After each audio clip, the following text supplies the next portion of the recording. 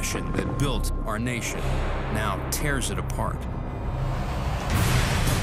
A minor skirmish that starts by accident explodes into the deadliest battle ever fought on U.S. soil.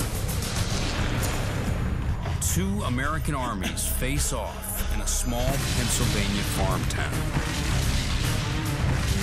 Soon 50,000 will be dead, wounded, or missing. This is the story of 8 men who fight here, and 3 days that change America forever.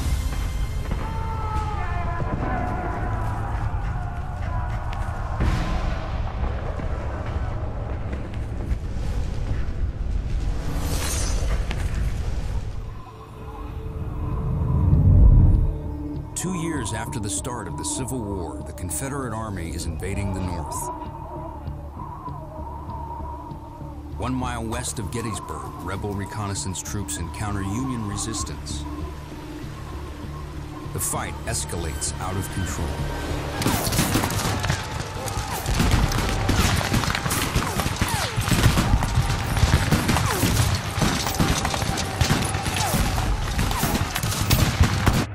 Gettysburg.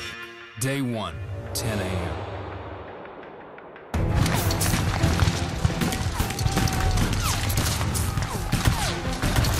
"24-year-old Lieutenant Colonel Rufus Dawes leads the 6th Wisconsin Regiment of the Iron Brigade.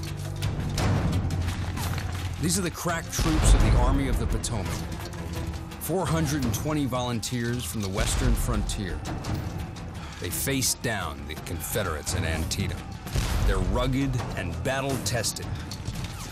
The Confederates outnumber them 2 to 1, but Dawes and his men have them on the run.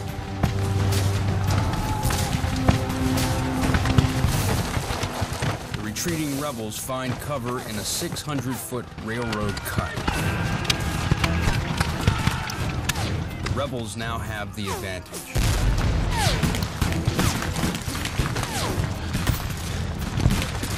I first mistook the maneuver for retreat, but was undeceived by the heavy fire, which they began at once to pour upon us from their cover in the cut. For Dawes, retreat is not an option. Heroism runs in his family. His great-grandfather, William Dawes, rode with Paul Revere. Of all the people that you didn't want to go up against on a battlefield like that was Rufus Dawes and his Westerners. Those Western troops were tough, and he was tough. More importantly, he was tough and experienced. There's no replacement for that on the battlefield.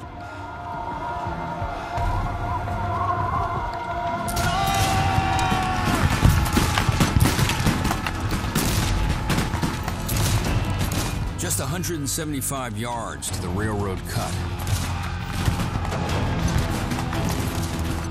It will cost Dawes 1 man for every yard they advance. The whole field behind is streaming with men, plunging in agony, sinking to death on the ground.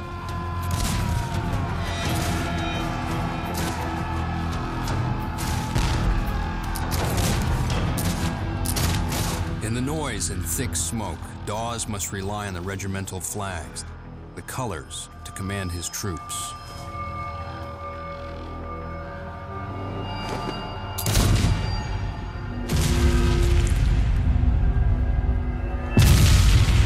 But flags are a magnet for enemy fire.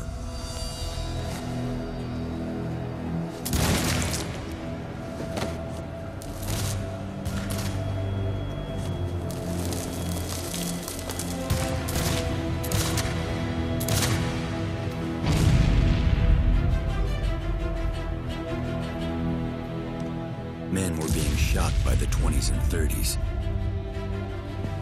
But the boys crowded in right and left towards the colors and went forward.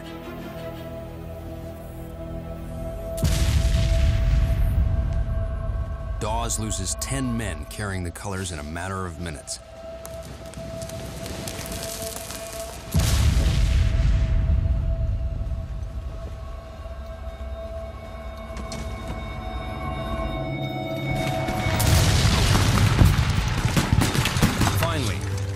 Confederate flag is within the reach of his Iron Brigade men.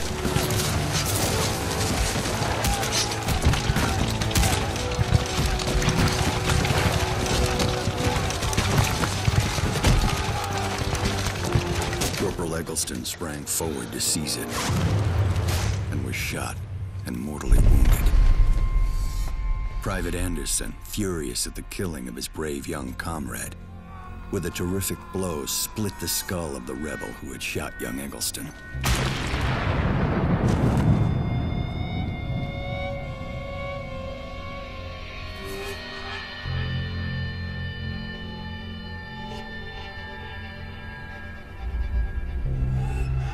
Into this deadly melee came Corporal Francis A. Waller, who seized and held the rebel battle flag.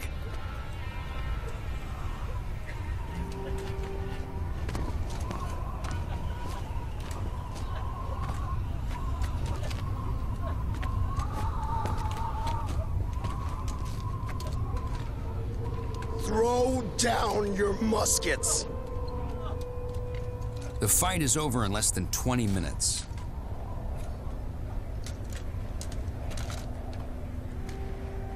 There are 600 rebel dead, wounded, or missing. Dawes loses nearly half his men. He's one of those rare soldiers that when everything else is chaotic, Dawes was able to find clarity. He's able to find purpose.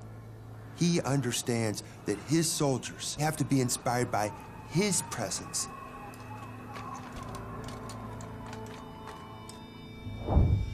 But Dawes' win at the railroad cut is the exception. All around Gettysburg, 28,000 rebel troops are overwhelming 20,000 Union soldiers. The Confederate force, 75,000 strong, is streaming towards Gettysburg. The Army of Northern Virginia is led by legendary battlefield commander Robert E. Lee. Lee's strategy: shift the fighting out of the South and into the North, threatening cities like Harrisburg and Washington, D.C. He runs into the Army of the Potomac at Gettysburg.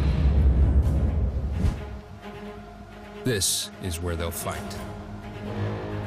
If you look at Gettysburg on a map, it looks like a wagon wheel almost, with the town in the center and all the spokes going out in all these different directions. The fact that Robert E. Lee and his troops ended up at Gettysburg was not what he wanted to happen at all. This battle started by accident, it started because of the roads, and as more troops arrived on these very roads, it escalated into the largest battle ever fought in the Western Hemisphere. Having won a string of victories across the South, Lee's army invades the North at the peak of its strength. One word would sum up Robert E. Lee's feeling in marching to Gettysburg, and that word is confident. They see the end of the tunnel. They can feel that if they maybe win in the North, that this war might finally end. The moment was now in '63. Lee knew it, and he didn't want it to pass by. What you got to remember is Lee is not there to win another battle. Robert E. Lee's there to win the war.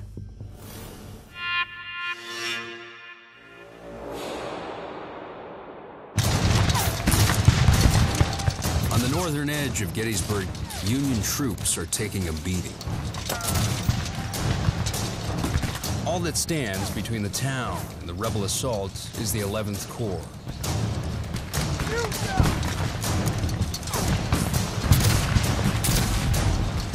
Among them, Sergeant Amos Humiston, ex-whaler, father of 3. He enlisted after hearing President Abraham Lincoln's plea for 300,000 recruits.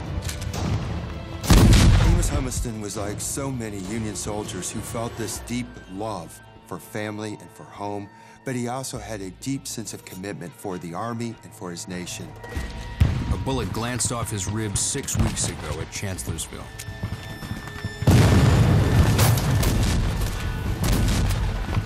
All I ask is I can die in battle like a man.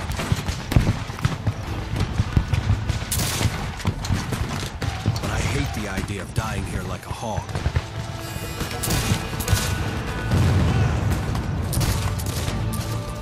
The odds are against him.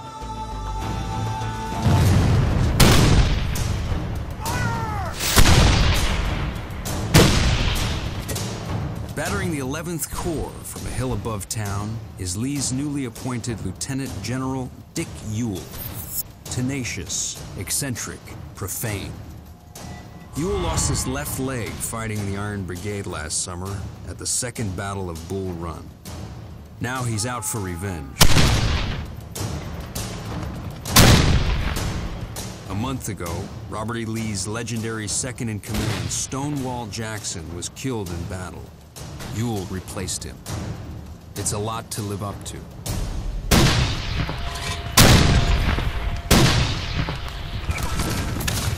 But today, Ewell has the Union on the run.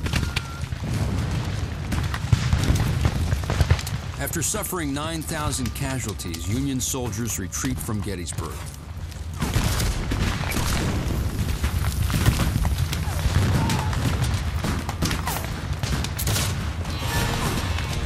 Humiston has orders to cover the retreat.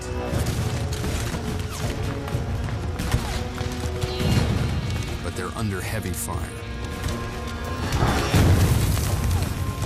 By 4 p.m., his units outflanked and fall back into town. But they've got nowhere to go.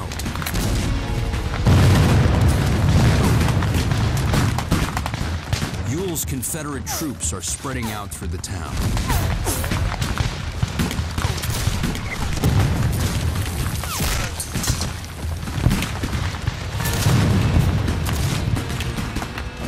It's a rout for the rebels.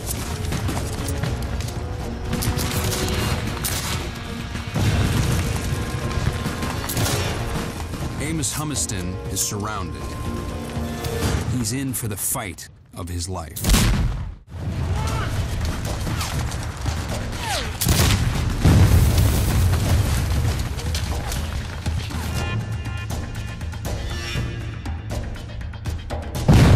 The Army of Northern Virginia is on a roll, mowing down Union troops with deadly precision. After just 10 hours of fighting, the Union's retreating. 9,000 already killed or wounded. The rebels are close to the victory Lee seeks. Every battle that Lee fights, every victory that he wins, where he does not achieve the destruction of the Army of the Potomac, he just expended capital with no strategic effect. Lee knows the clock's ticking. He wants to stay on them so that he can destroy them. Sergeant Amos Humiston puts his life on the line covering the Union retreat. Confederate troops have overrun the town. Of the 270 men in Humiston's regiment, all but 18 are killed, captured, or wounded.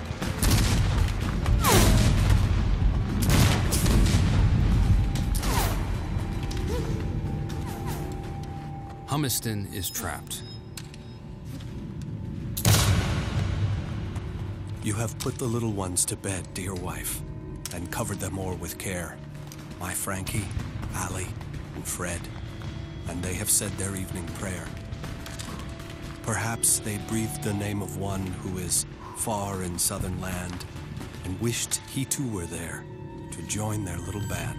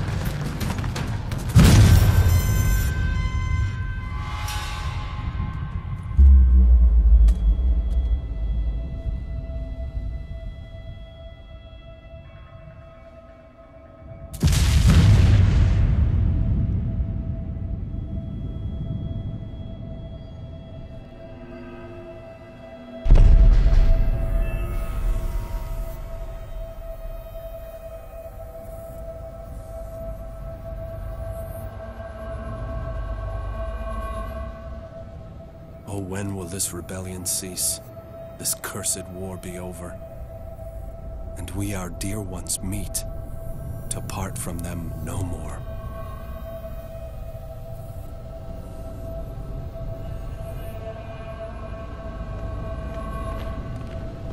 Across Gettysburg, terrified residents hide wherever they can, even in the town's bank vault. Others flee as the rebels swarm through town.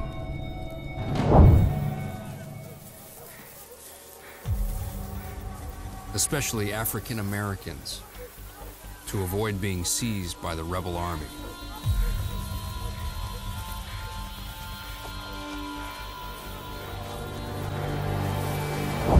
Just 7 miles north of the Mason-Dixon line, Gettysburg is on the Underground Railroad, a route of safe houses for escaped slaves fleeing to the north.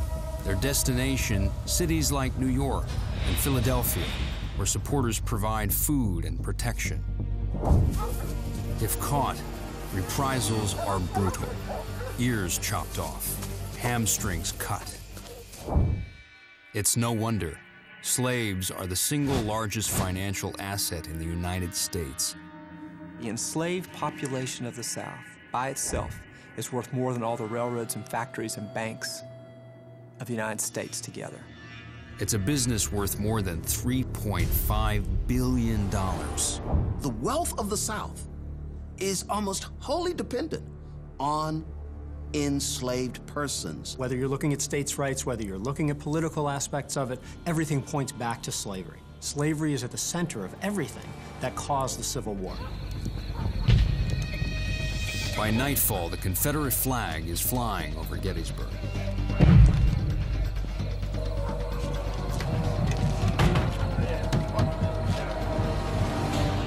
Homes and public buildings become makeshift hospitals to deal with the flood of casualties. Fannie Bueller, a housewife and mother, risks home and family taking in wounded Union soldiers. I never saw a more unsightly set of men, with their dirty, torn garments, hatless, shoeless, and footsore. I pitied them from the depth of my heart. Until now, the bloody business of nursing has always been a male profession. But during the Civil War, 20,000 women sign on to care for the casualties. One Union nurse, Clara Barton, will go on to found the Red Cross. Rebel soldiers go door to door looking for Union soldiers. They're hiding all over town. Lee has nowhere to put prisoners. During the war, so many are captured that North and South follow an honor system.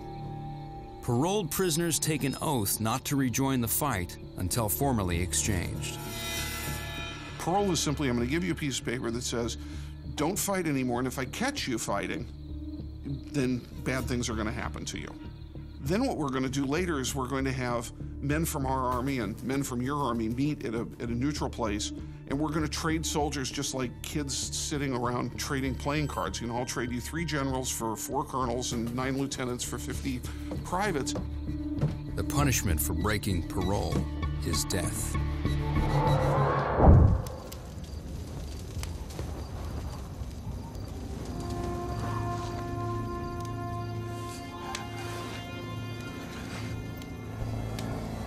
Amos Humiston is wounded and alone in a yard in the middle of town.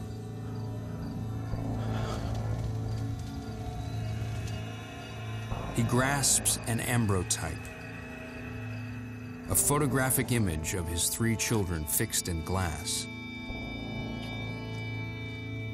a present from his wife on his way to war.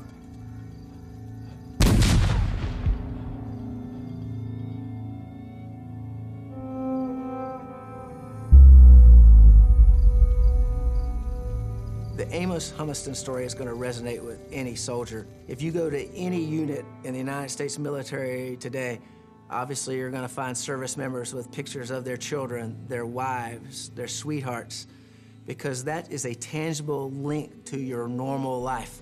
Your condition in combat is not normal. You're there in the service of your country to do what the nation asks you to do.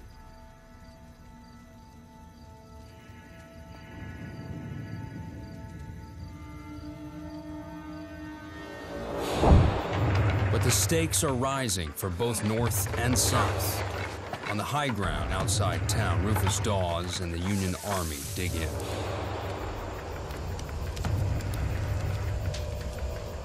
It's here that the Battle of Gettysburg will be won or lost.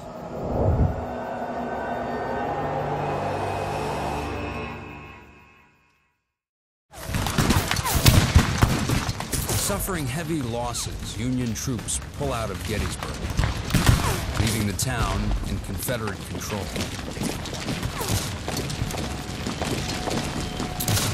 It might appear that the fighting on the first day for the Union was a huge waste. They lost really bad on the first day. But the intense struggle they put up north and west of town, the intense struggle that some of them put up through the streets of Gettysburg, allowed them to fall back to their chosen position. They retreat to a nearby series of hills that peak at 800 feet. High ground that gives the Union a critical military advantage.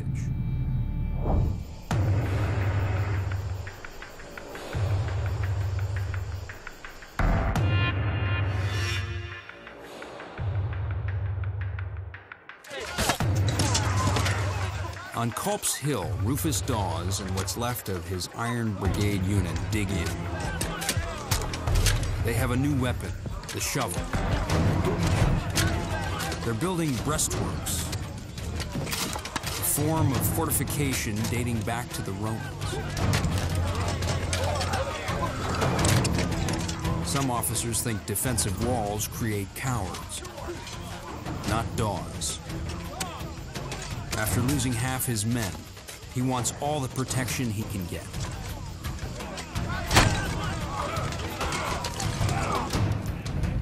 Down below, Ewell has orders from Robert E. Lee to take Cemetery and Culp's Hills, but with the qualifier, if practicable.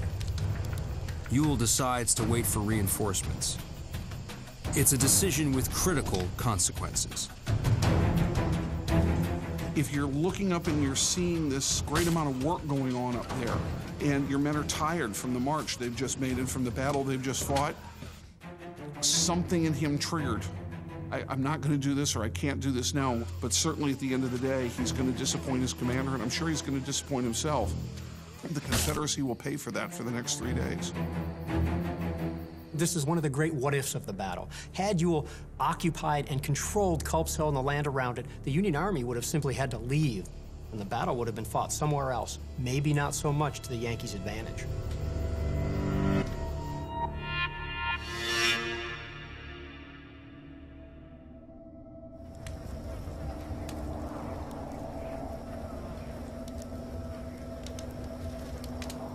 In the fields around Gettysburg, a grim new harvest. The dead and wounded from day one. Tending to the injured on both sides, Dr. LeGrand Wilson, Confederate, deeply religious, hometown Jackson, Mississippi. Educated in the North, his family owns 40 slaves in Mississippi. This was my first experience on the battlefield after the fighting. And it was horrible beyond description. If every human being could have witnessed the result of the mad passions of men I saw that night, war would cease. There would never be another battle. The staggering level of death in the Civil War is difficult to wrap your brain around. The commonly used numbers for how many soldiers died during the Civil War is between 620 and 630,000. Today, that would mean that we would lose 6 million American lives.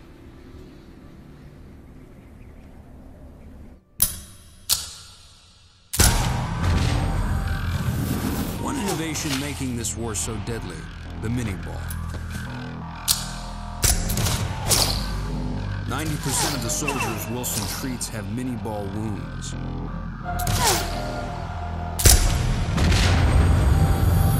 A hollow base and grooves stabilize its flight for better range and accuracy.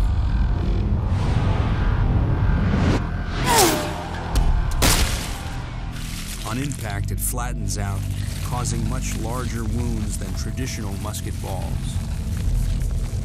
The warped bullet shatters bones that splinter and tear through the body. And the grooves in the bullet carry deadly bacteria leading to gangrene. The only way to stop it, amputation.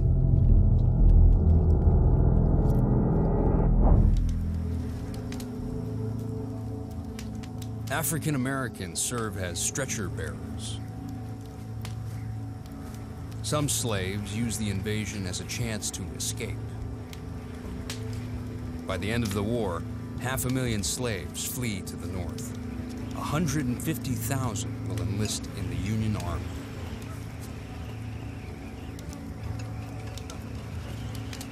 Dr. Wilson loses a family member on the first day of battle. Among the dead was my own nephew, Lieutenant George Adrian Howes, who must have been shot in the advance upon the enemy in the morning. His faithful servant Stephen came out on the battlefield and sought for and found his body, and carried it back to the hospital for burial. Family members often serve side by side. It's one reason why they fight so hard. In some states, a quarter or more of the military-aged men were dead as a result of the war, with hundreds of thousands more wounded. In some cases, all the young men of a town were wiped out during the Civil War.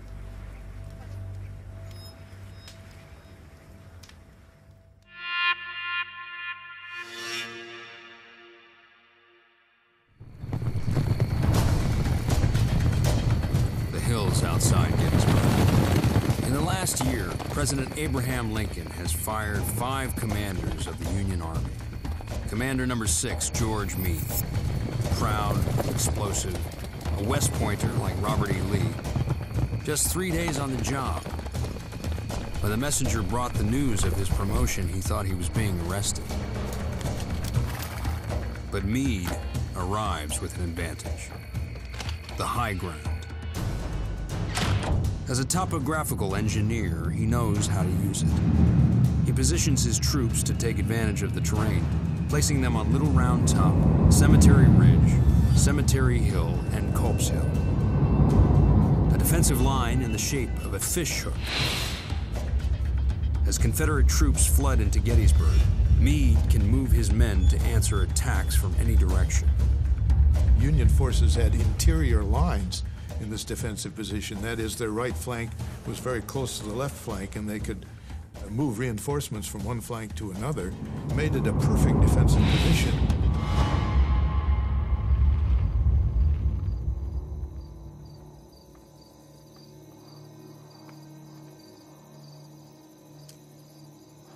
Rebel troops in town don't notice Amos Humiston. Mortally wounded, he prepares to die alone, except for the photograph of his children. How I want to see them and their mother is more than I can tell. I hope that we may all see each other again. The first time that I see you, I will tell you more than I can think of now. Be a good girl. So, goodbye. Amos Humiston bleeds to death. No identification.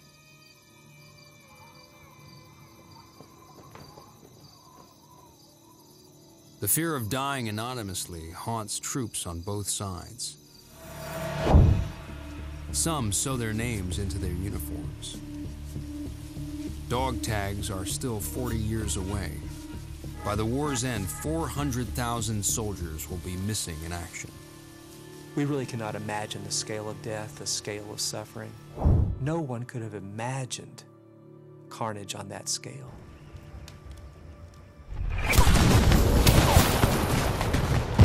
Day 2 at Gettysburg brings more devastation and a daring all-out rebel assault. At stake, victory at Gettysburg and maybe the Civil War.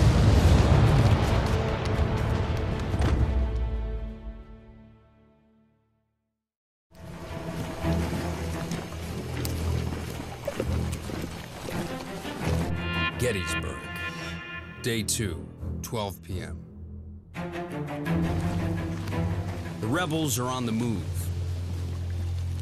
They're planning a surprise attack by 14,500 troops. Their mission, break the Union stranglehold on the high ground by outflanking Meade's fish hook. The goal of the Confederates on July 2nd is to find the Union left, damage, destroy it, and roll up it, and unhinge the entire Union position and win the Battle of Gettysburg. Leading one rebel unit, Brigadier General William Barksdale. Pro-slavery, pro-secession, Southern patriot, hometown Columbus, Mississippi. Barksdale was a man who took the ideas of the Confederacy and pursued them with raw aggressiveness, with an unfettered hatred for the Yankees. But there's a problem.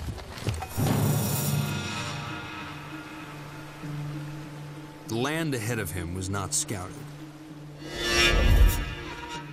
Because Lee's cavalry is missing. They're 12 miles to the south raiding supplies. The cavalry, the eyes and ears of an army, is no longer in communication with Lee. Lee is blind on the battlefield. And that means that he doesn't know what the Union is up to. And that, of course, is going to cripple any army. Without cavalry to guide them, the rebel troops nearly march into plain sight of a Union position. Barksdale and the entire attack have to find another route.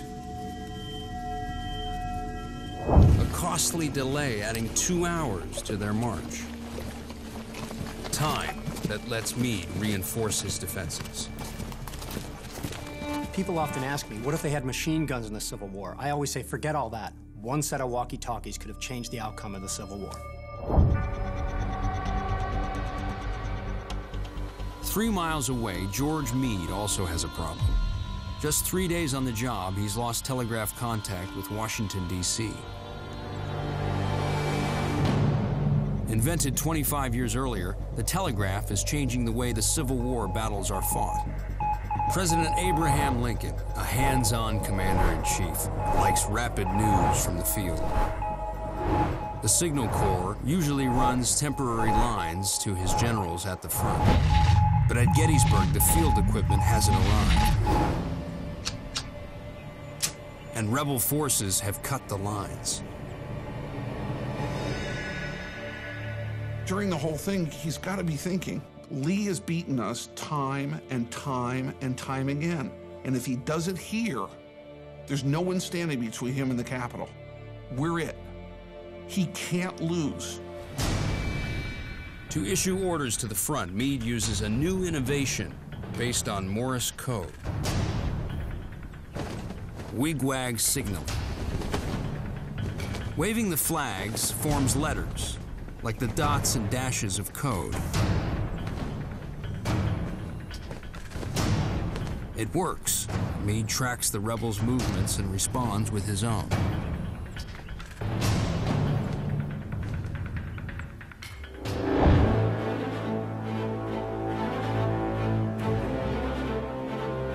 Meanwhile, on Culp's Hill, Rufus Dawes waits with what's left of his Iron Brigade unit. Yesterday, they routed the rebels at the railroad cut.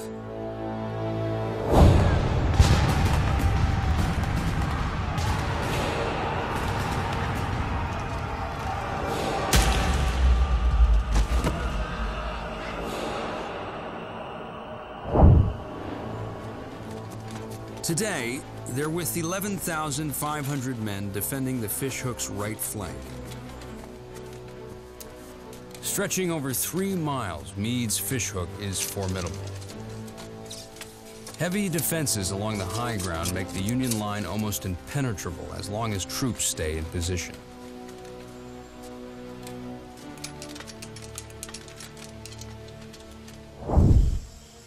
But one Union commander isn't following Meade's orders. Major General Dan Sickles. Wealthy, devious, a rogue. Recently acquitted of murdering his wife's lover using the first plea of temporary insanity in U.S. history, he'll leave Gettysburg even more notorious. Dan Sickles was all about Dan Sickles. If it didn't benefit or aid Dan Sickles, he wasn't very interested in it. He didn't go to West Point. He didn't have any military experience, but he was able to use his money, influence, and power to raise his own regiment.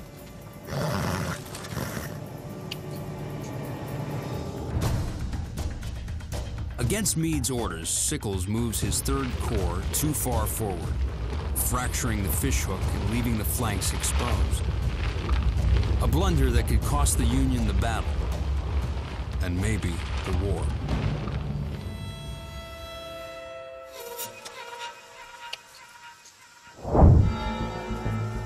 After hours of delay, the rebel force finally arrives in position. But Lee's lost the element of surprise. The Union knows what's coming.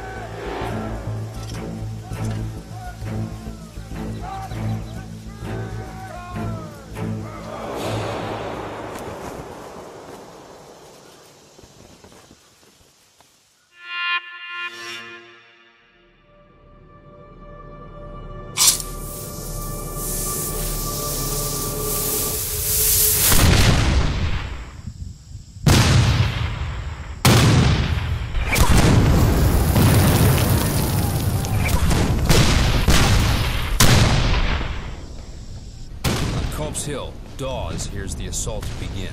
At this hour, the storm of battle suddenly broke out.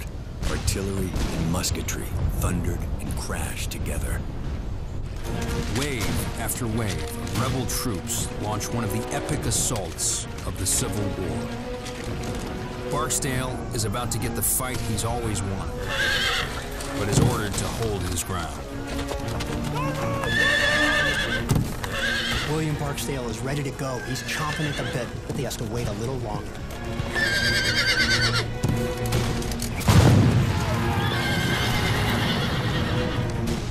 The plan is to take 10 Confederate brigades and attack with them 2 at a time.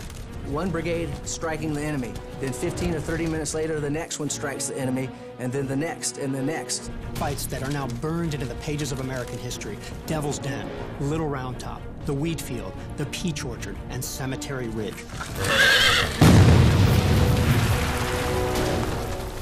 Barksdale can see that Sickles' mistake has left the Union vulnerable, creating the South's best chance for victory. But he is still under orders to hold his men back.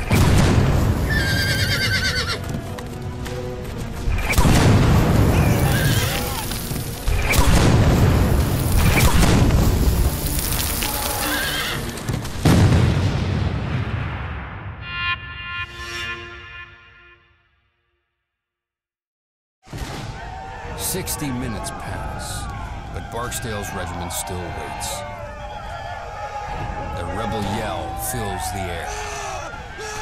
Each unit has a unique sound. Fierce, savage, terrifying.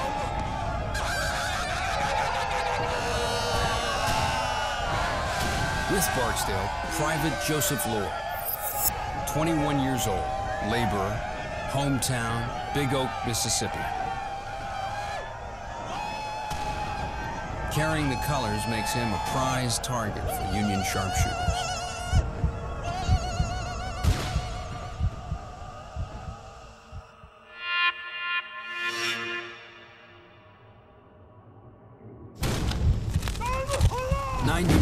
After the start of the initial attacks, Barksdale and his men are finally unleashed.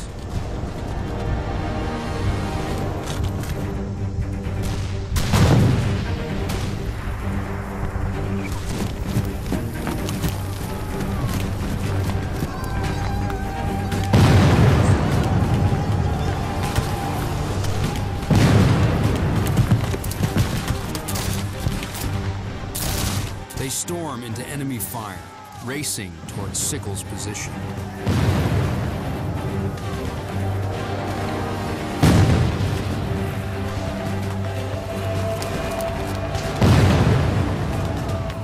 What happens next could change the course of the war.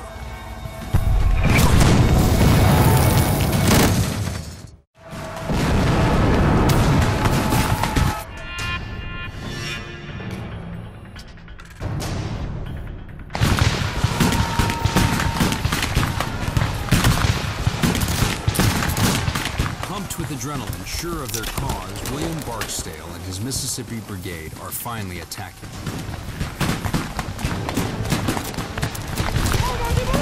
His 1,600 men are part of a massive offensive. 21,000 troops attacking Meade's line from Little Round Top to Cemetery Ridge. An all-out assault to win the Civil War now. Barksdale's mission: break through Union defenses on Cemetery Ridge.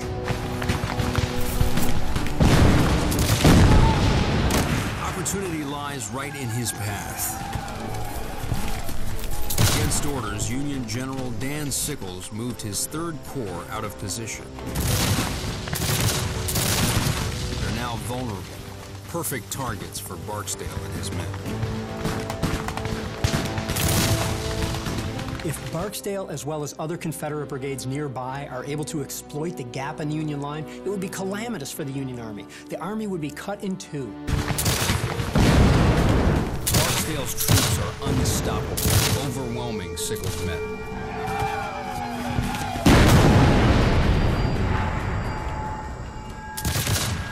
Their defenses start to collapse. Meade's entire line could be next. William Barksdale and his troops hit the Yankees like a hammer. He rolls over those Union troops, captures several hundred, if not more than that, of the Union troops, and continues on in several directions towards Cemetery Ridge. Watching from Culp's Hill, Rufus Dawes knows the Army of the Potomac's in trouble. We could plainly see that our troops were giving ground. Thousands were streaming to the rear. Our suspense and anxiety were intense. The rebel line was advancing. The rebel yell was predominant. Lee's offensive is working. If it succeeds, he could win the knockout victory he seeks. Meade has no choice. He pulls 8,000 reinforcements from Culp's Hill to repel the rebels.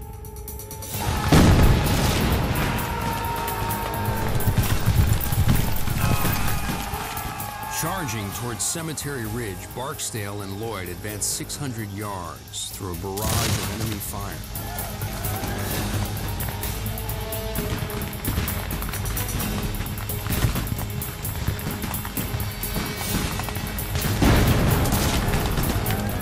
Union Commander Dan Sickles isn't so lucky. A direct cannonball hit severs his leg.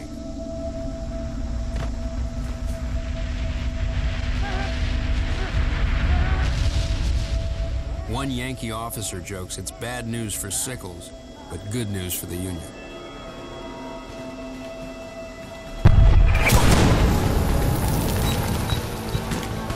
It takes Barksdale's Mississippi Brigade nearly an hour, but they finally break through Sickles' line.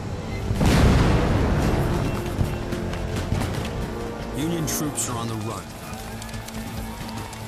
Barksdale's men approach Cemetery Ridge, sensing victory.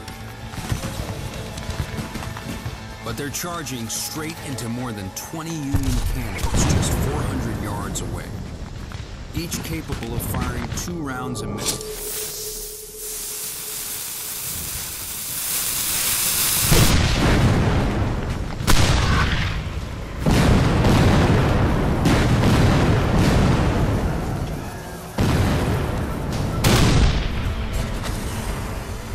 An exploding bag of gunpowder rockets a 12-pound cannonball of solid iron at 1,400 feet per second.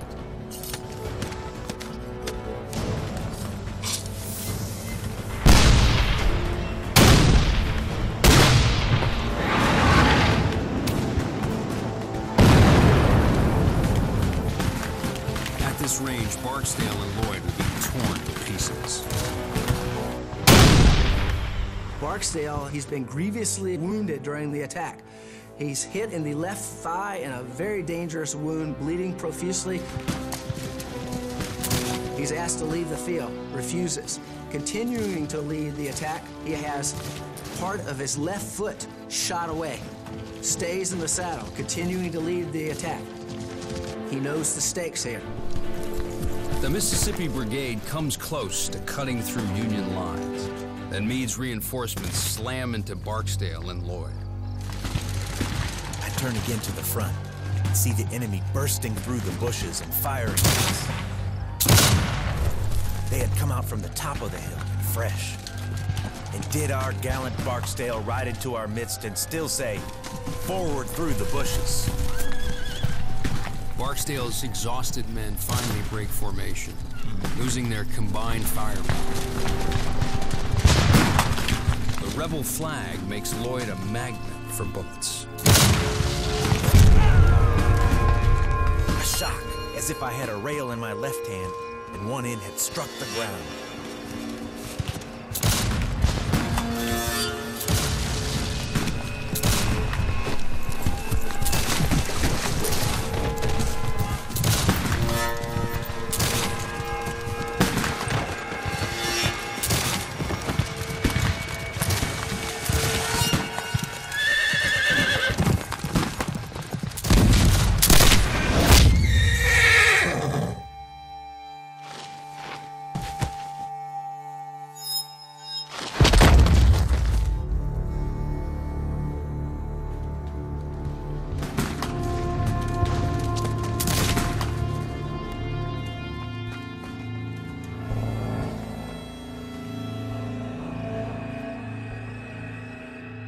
The Union line marches over. One of them fixes a sling for my arm, leaving with a "Wish you well."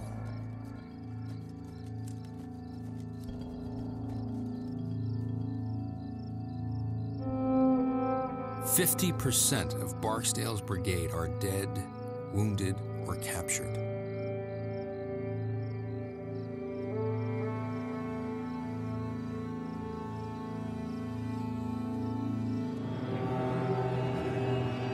Lloyd almost overlooks their fallen commander.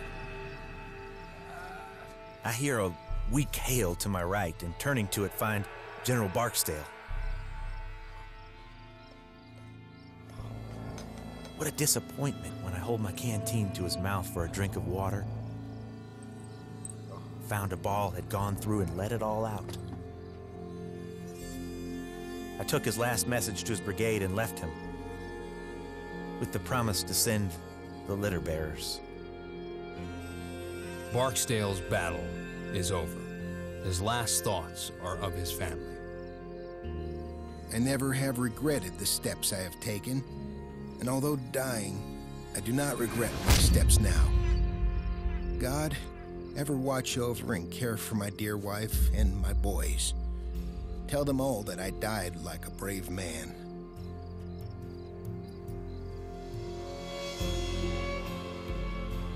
You have to wonder if he was thinking, I'm going to end the war.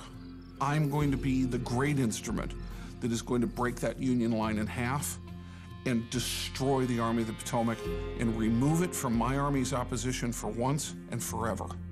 And his troops' performance there was unbelievable and very nearly succeeded. Meade's fishhook has held. This offensive is over. Confederate General Longstreet will call it the best 3 hours fighting ever done by any troops on any battlefield. 16,000 are dead, wounded, or missing on both sides. But day 2 isn't over. To stave off the rebels, Meade pulled troops from Culp's Hill. As night falls, only 1,400 Union defenders are left there. It's an opportunity the Confederates won't miss. This is their chance.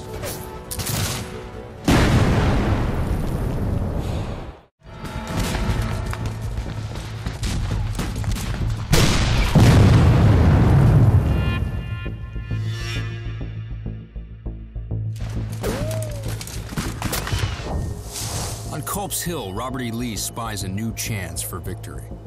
Meade pulled 8,000 troops from the hill to counter the rebel assault. Just 1,400 Union soldiers remain. Now 4,500 rebels are moving in for the kill.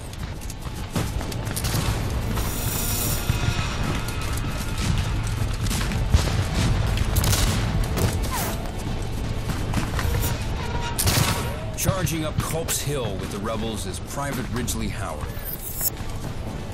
33 years old, slaveholder, from a prominent Maryland family. Hometown, Baltimore.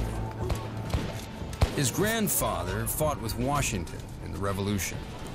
Now he's fighting to divide the nation they created. To Howard's disgust, Maryland sided with the North.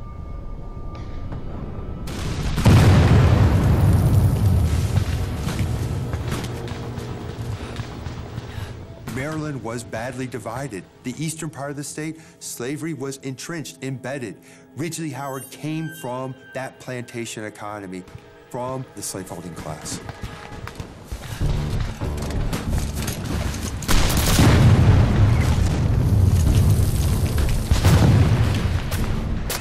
Howard and the Maryland rebels attacked Union defenses dug into the hill. The first breastworks are 400 yards up.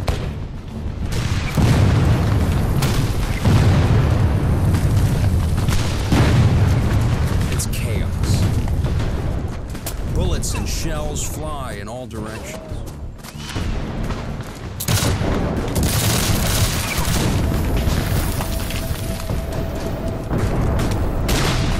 You're looking at entrenched Federals.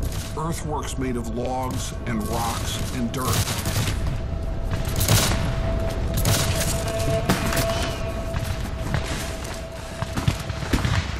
You've got to be thinking to yourself, this is my last fight. I'm not coming back from this. How do you function like that? This is what makes a true hero. Up the sides of the hill we went, our line being continuously broken by the immense rocks which had to be flanked. Howard faces fighting so fierce, one rebel calls it a slaughter pen. It was not a pleasant position to be in. There were continual cries that we were firing into our own men.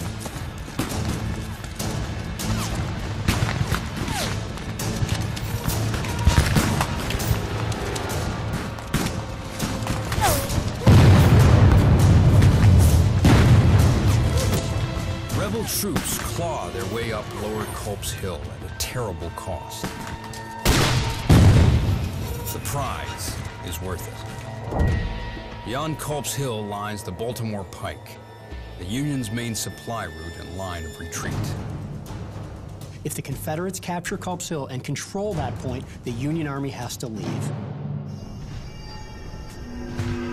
After 2 days of battle, wounded from both sides pour into makeshift field hospitals. At one, Private Joseph Lloyd is about to lose his arm. Barksdale's color guard, he's 23. During the Civil War, 2 soldiers will die of disease after medical care for every one killed in battle. The quickest solution to most serious limb injuries is amputation. Medicine is in its infancy, but anesthesia is available. Chloroform was recently discovered, and morphine administered liberally. 1,000 gallons of whiskey are also on hand. Confederate surgeon LeGrand Wilson has been treating casualties continuously since last night. The patient may either sit on a chair or lie near the edge of a bed. The tourniquet is to be applied. While one assistant holds the hand, another is to take hold of the forearm.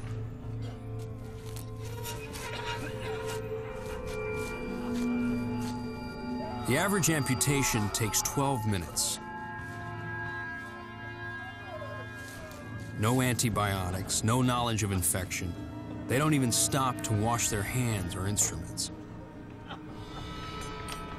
Surgeons work round the clock. It's the source of the term old sawbones. Lloyd will be one of the lucky ones. The odds of surviving an arm amputation, 77%.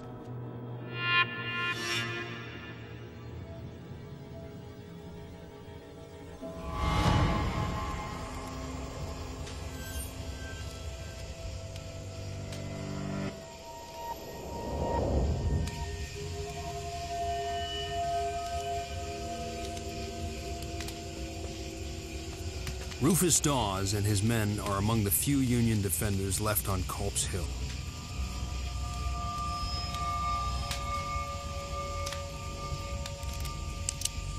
They move down to counterattack.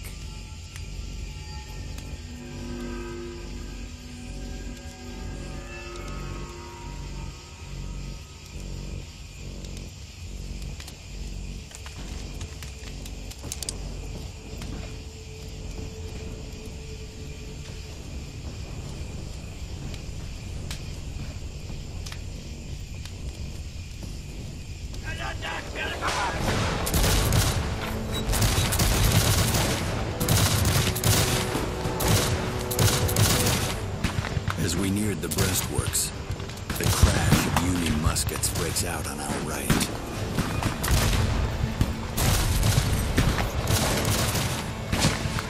The darkness and the suddenness of our arrival caused the enemy to fire loudly.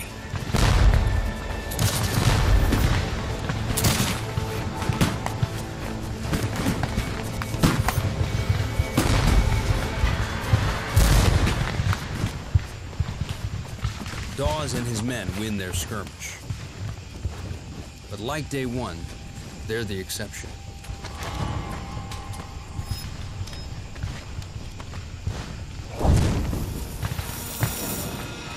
Nearby, Ridgely Howard's unit captures a key section of breastworks.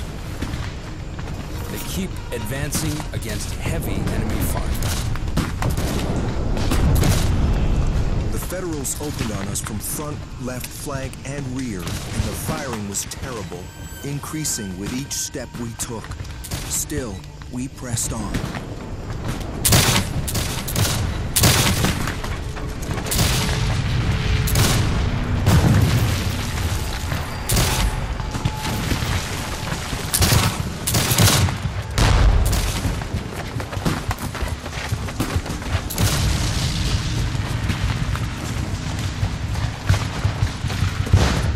Just 500 yards from the Baltimore Pike, in a position that would threaten the entire Union line. But at night, an unfamiliar ground, a great opportunity is lost. They would be in the rear of the Union Army. They could be on the flank of the Union Army.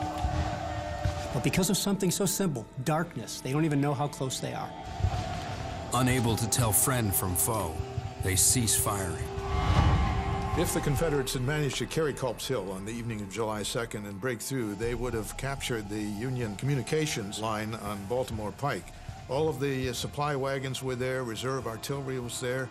That would have forced Meade to retreat, and it could have been a major turning point in favor of Confederate victory.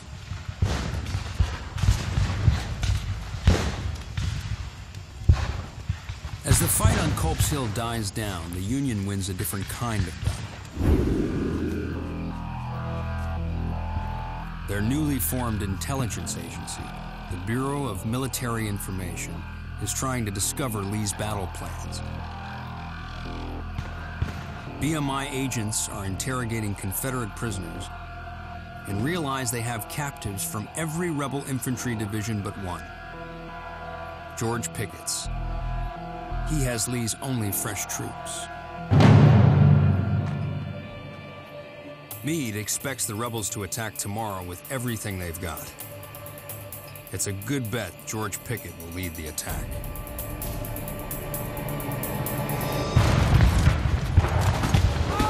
Tomorrow, Ridgely Howard will face his Maryland neighbors in a fight to the death. And Robert E. Lee will launch one final all-out assault, Pickett's charge.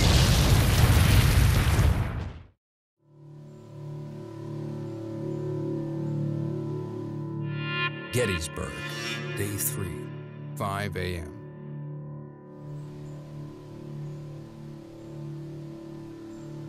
The stakes have never been higher.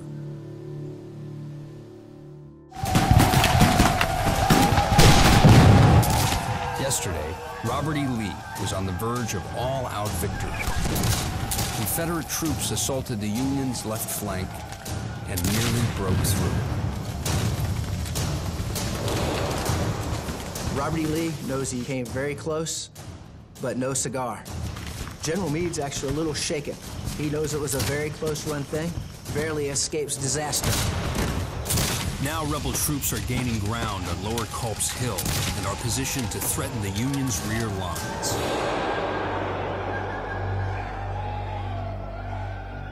Meade sends in reinforcements. One Union brigade is led by Colonel James Wallace, educated, wealthy, also from Maryland.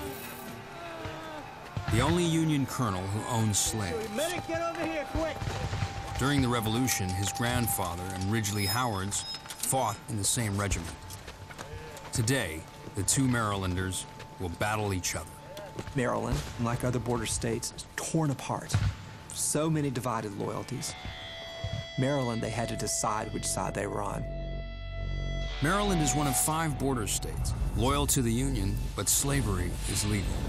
Passions for and against slavery run hot here. Federal troops occupied Baltimore throughout the war to prevent a Confederate uprising.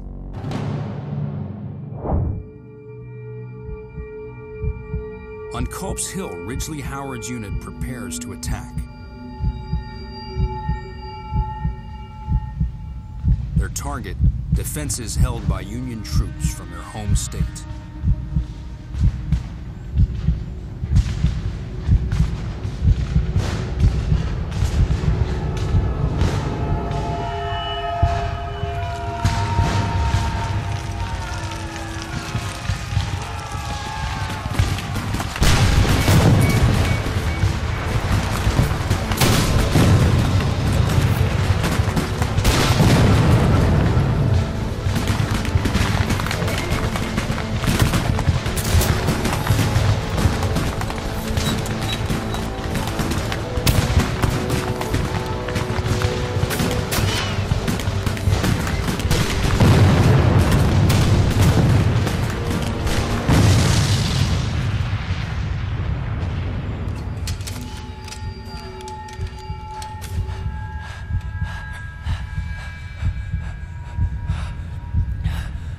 The men seemed to feel the solemnity of the occasion and to understand the desperate nature of the charge to be made.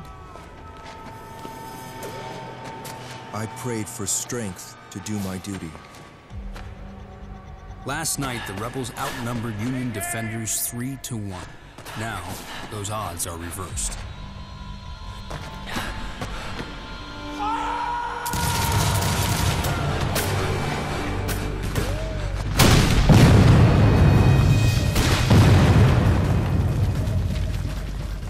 It appeared to me as if the whole of my company was being swept away by the awful shower of shot and shell flying around us. A demon seemed to take possession of me. I had but one thought: to avenge my comrades.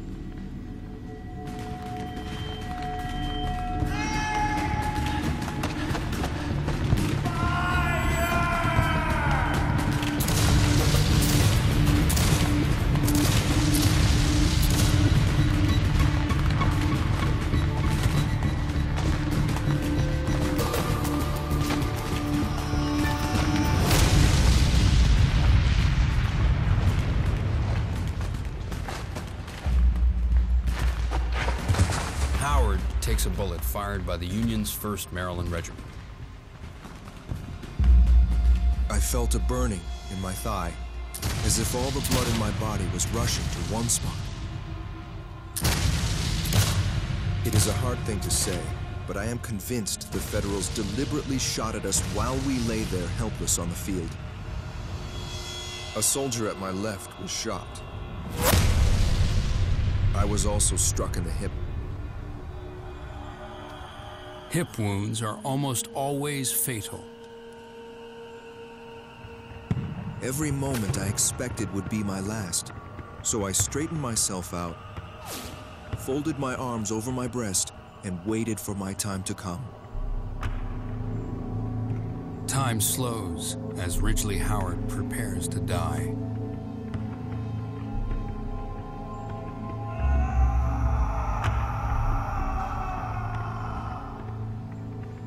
James Wallace won't let a fellow Marylander suffer, no matter which side he's on. The 1st Maryland Confederate met us and were cut to pieces. We sorrowfully gathered up many of our old friends and acquaintances and had them carefully and tenderly cared for.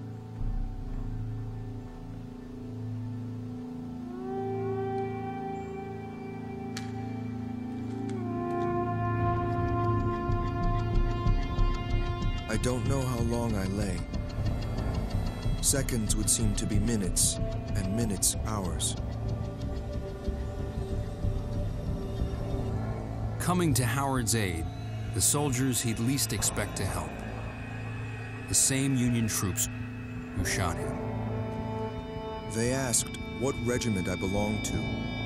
I replied, the Maryland Battalion, to which they made answer, "Do you know you are fighting your own men?"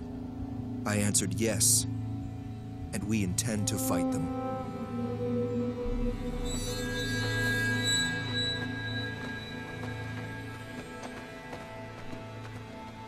With the rebel assault on Culp's Hill stalled, Robert E. Lee readies one more massive attack. It will be one of the iconic battles of the Civil War. 12,000 Confederate troops, hundreds of cannons. The largest artillery barrage ever in North America is about to begin.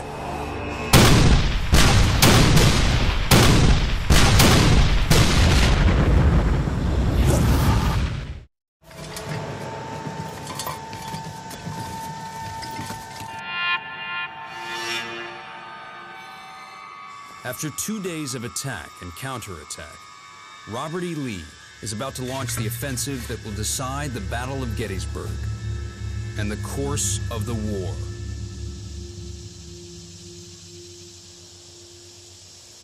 He's sending in 12,000 soldiers anchored by George Pickett's division, his only fresh troops. Their mission, attack the Union center and cut the Army of the Potomac in two. Lee's pushing all of the chips to the middle of the table because he knows this is the last chance he's going to have. This was a calculated decision. It was well thought out. It had a reasonable chance of success. Leading one of the rebel brigades, General Joe Davis, aristocrat, slave owner. His uncle, Confederate President Jefferson Davis. His hometown of Vicksburg, Mississippi, is under Union siege.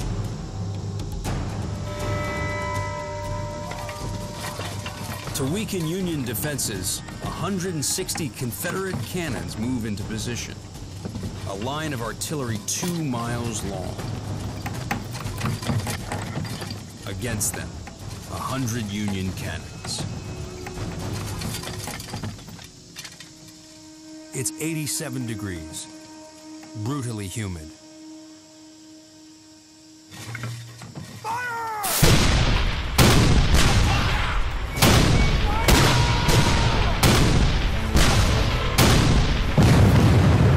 It's the largest artillery barrage ever in the Western Hemisphere.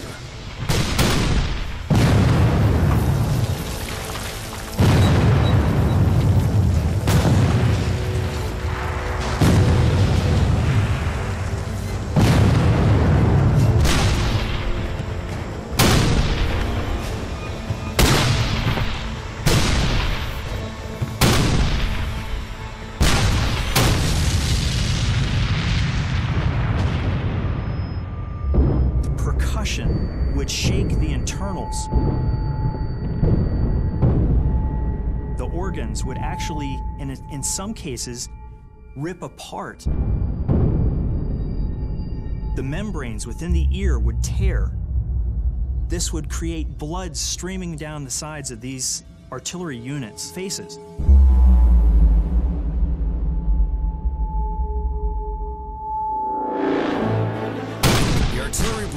Can be heard in Harrisburg, Pennsylvania, 40 miles away. Ceasefire!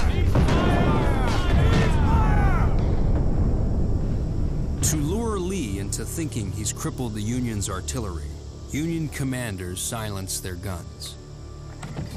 By 3 p.m., Confederate artillery also stops firing. An eerie quiet reigned over the battlefield. All the smoke from that bombardment still sat on the windless day.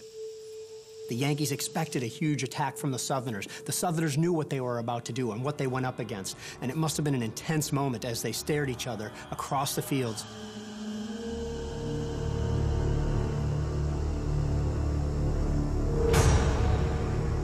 The Confederate command believes it's safe to send in their troops. Time to set in motion one of the iconic battles of the Civil War.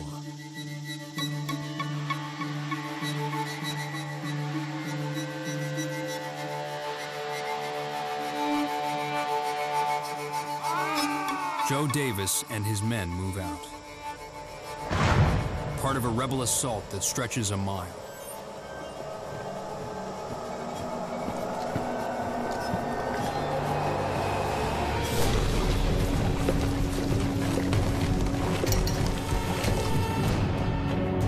To reach Union lines, they must cross 1,700 yards of open meadow, then race up a hill.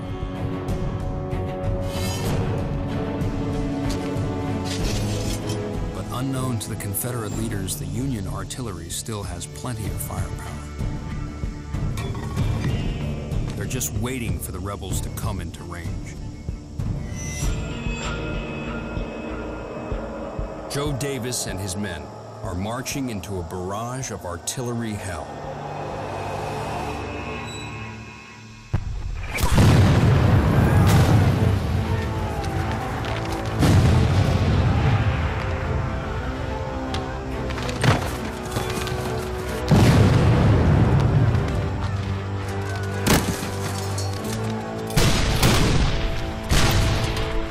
First, the ordnance rifle cannon, made with 4.5-inch strips of wrought iron.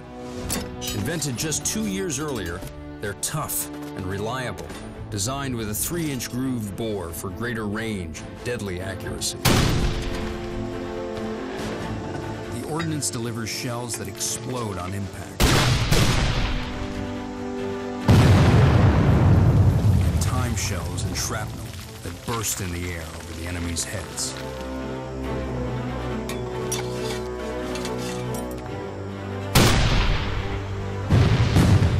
One shot can take out 10 men. Being on the receiving end of one of these projectiles from the rifled ordnance would be completely devastating. You don't know what's coming at you. You can only imagine. And then all of a sudden, the guys that you are standing next to are gone, vaporized.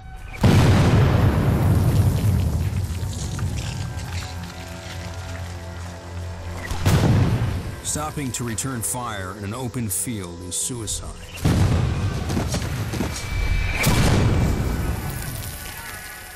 And there's no point. Their muskets don't have the range.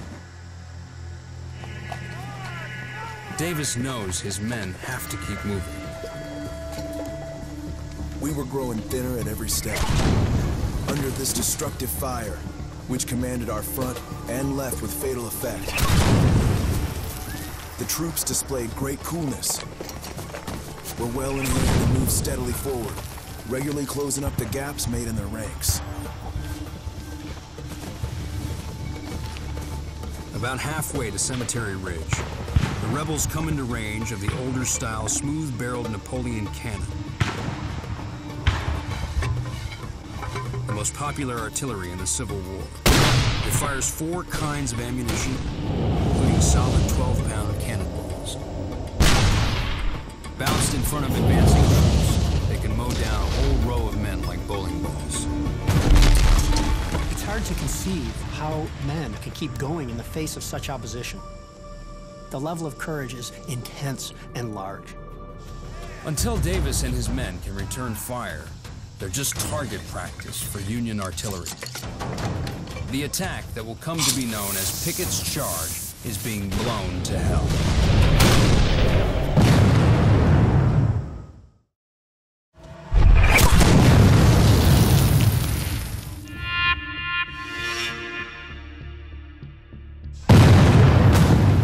Lee's offensive is advancing toward enemy troops on Cemetery Ridge. Union artillery is mowing them down.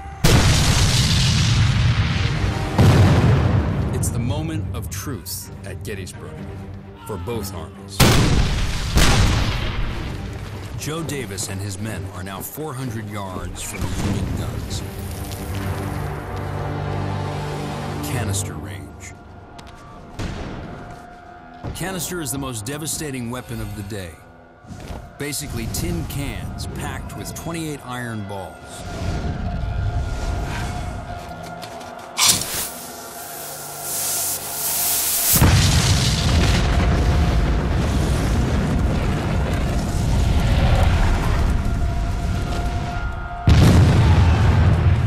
The casing explodes, spraying the iron balls into advancing troops at hundreds of yards per second. Canister shot just made that cannon a gigantic shotgun, and it would mow down up to 20 guys at a time, if not more. Guys would be completely tore apart, limbs, heads, arms, legs, and it was so demoralizing for the other soldiers to witness such an event.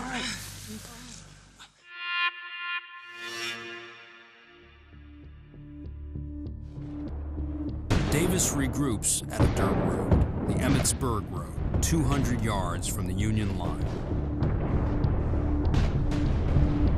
They're now within range of enemy muskets.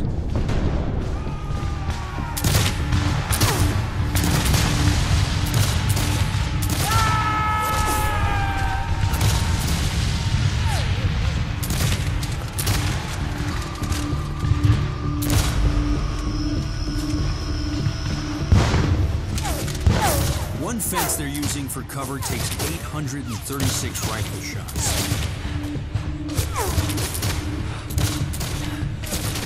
The brigade to the left of Davis hasn't caught up, exposing his flank and opening a hole in the rebel line.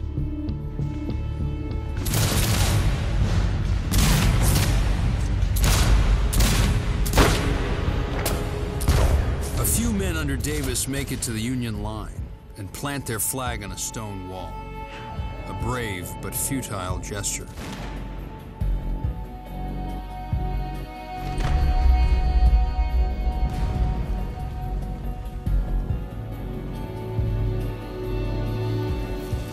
The rest of the unit under Davis cracks and retreats.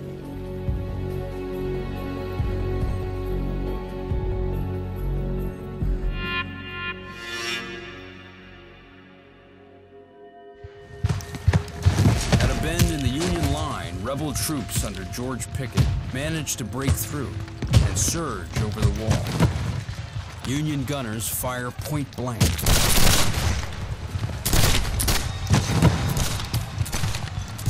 Now it's to the point of hand-to-hand combat. This is as brutal as it gets. It is literally with musket butts and using fighting knives, using the bayonets by themselves as thrusting weapons. The rebels overrun 3 cannons, but they're soon overwhelmed. It's Lee's last chance for victory at Gettysburg, but it's not enough. They almost cut the Union Army in two. They almost did it. Robert E. Lee's great moment of promise quickly turned into his greatest defeat by far.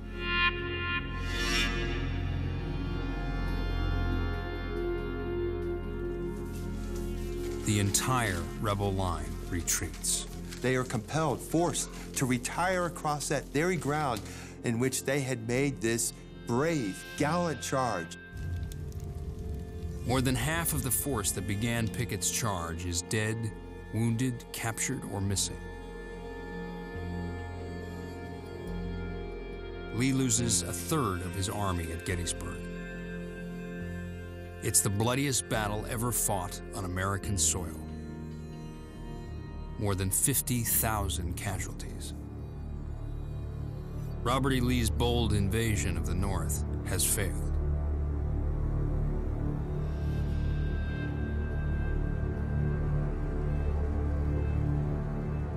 Independence Day. Rufus Dawes of the Iron Brigade turns 25 today.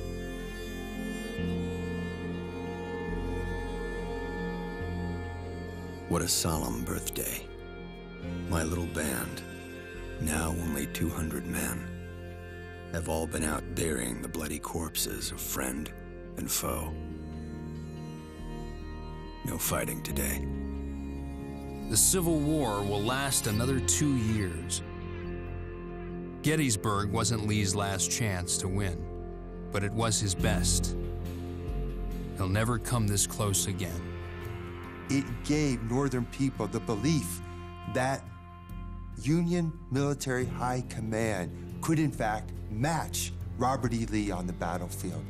Nobody believed that the war was near an end, but many in the North, they took from Gettysburg solace, hope, that in fact, the tide could possibly turn in their favor. For so many reasons, this battle stands out as a pivotal and significant American event.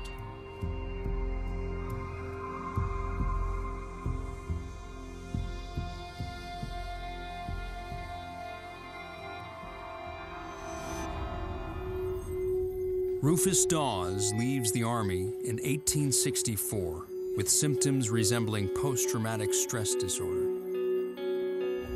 His son, Charles, will become the 30th Vice President of the United States of America under Calvin Coolidge.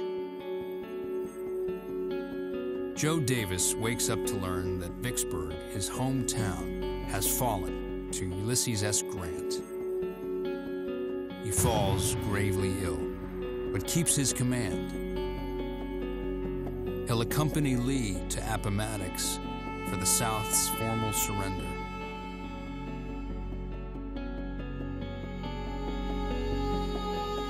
Union troops destroy LeGrand Wilson's farm. From the sale of his last bale of cotton, he starts his own medical practice.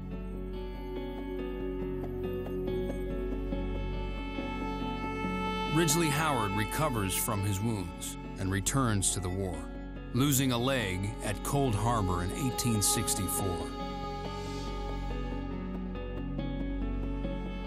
Legend has it, his ghost still haunts his Baltimore home. It falls to Fannie Bueller and the people of Gettysburg to help the Army care for the casualties and pick up the pieces.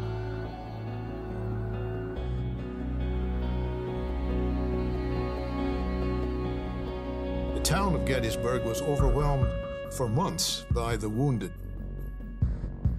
The smell of death lingered there for weeks, for months. So the horrors of the aftermath of that battle were unmatched in the war. A young girl finds a fallen soldier in a yard. He has no identification, but grasps a photograph of 3 children fixed in glass. The picture becomes famous, widely printed in newspapers. The mystery of the unknown soldier captures the country's imagination. 4 months later, a woman in upstate New York recognizes the children and solves the mystery. The soldier is Amos Humiston. She is his widow. Humiston is buried at a new cemetery on the Gettysburg battlefield. President Abraham Lincoln speaks for barely 2 minutes at its dedication. The battle here and his speech will echo through the ages.